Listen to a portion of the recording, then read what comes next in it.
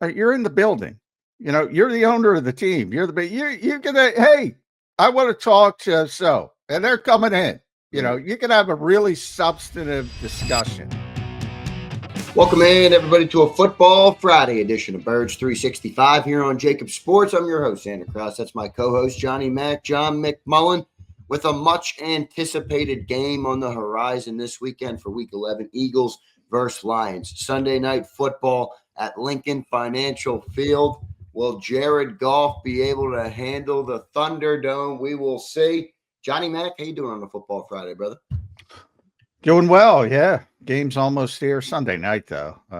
You got to wait a few more hours. But this is one of the biggest games, really, not only of this year, but really everybody was looking forward to this game last year, and it never materialized. So, to me, this is the rare game you really want to see, or you should want to see.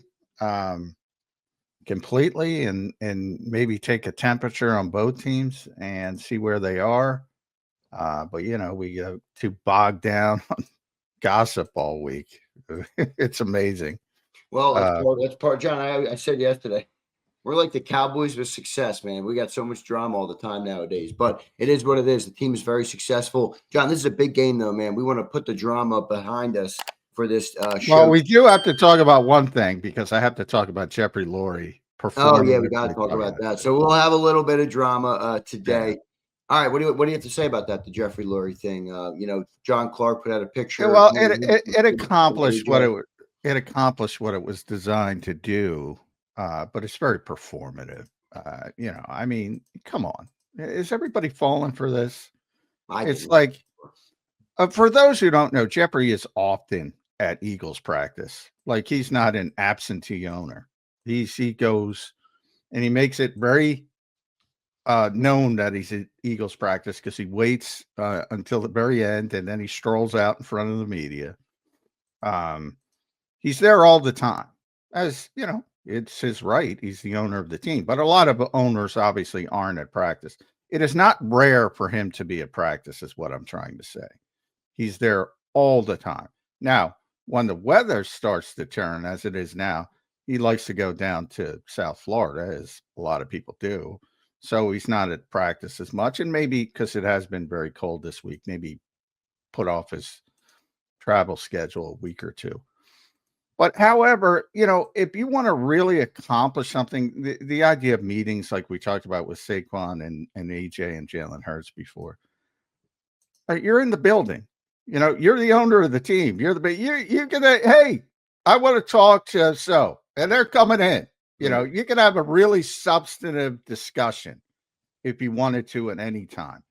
So to me, it comes across as very performative, but it accomplished what it wanted to because now it's turned in, Jeffrey Lurie stepped his foot in. I can tell you too, he meets with players all the time, has dinners with players. Had one early in the season with the key offensive players. Early in September, when Adam Sandler, if everybody remembers when Adam Sandler was at the NovaCare complex, because he kind of went viral because he took a couple pictures with Jordan Mailata and Lane Johnson. They didn't go because they went out to dinner with Adam Sandler. On that night, Jeffrey had a dinner with some of the key offensive players. So none of this is rare. Very performant. He could step in at any time as the team's owner. Do you think it was his intention to be performative, or do you think it was just the way the media kind of? I think it was intentional. Yeah.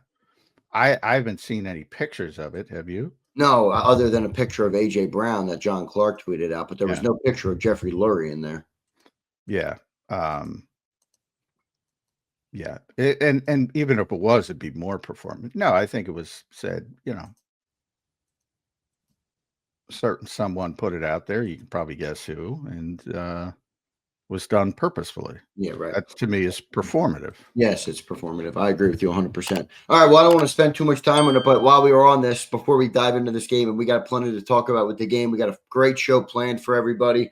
I want everybody to hit that like button if you enjoy the content. Don't forget to subscribe to the YouTube channel. I appreciate all of you guys for being here this morning. One other thing I got to hit you with. Vic Fangio dropped a we're shopping at Nordstrom now, and we got Yeah. I'm laughing at the way they've talked about this defense this week with the Temu thing they put out earlier, and now we got the Nordstrom line from Johnny Mack or from Vic Fangio. I think they're listening to Johnny Mack in there. Well, the Temu stuff was, just a creative way to dub the maintenance off season. But I mean, they did that purposefully. I don't think that it's a mentality like you can never have a maintenance off season. They've done it in the past. They'll do it again when needed to adjust, because they're a very cash heavy spending team, so they need to adjust that on certain years. It's not going to change that. But what the Eagles do is, reassess, and they're very good at it. I always talk about, of all the flowers that Howie Roseman gets, he deserves most of them for his contingencies, not the actual moves. His contingencies when things don't go, because when you have 31 other teams, the draft being the most notable example, and you're picking in the late first round, you're at the mercy of others. So you have to have plan A, plan B, plan C, et cetera, et cetera, et cetera. They're very good at the contingencies. And when it became evident, hey, we're a contender again, and not just a contender, a legitimate contender again, but we're probably not going to go where we need to go with this pass rush. We got to go out and get a pass rusher, and they got a very good one. Not only a very good one, but one that Vic likes and is comfortable with. And I've talked about it really since July. If you get that guy, yep, everything else falls into place with that edge group. And you got that guy, and everything is falling into place. Yep. Took a little longer than we expected, but they did get the guy now. And let's see.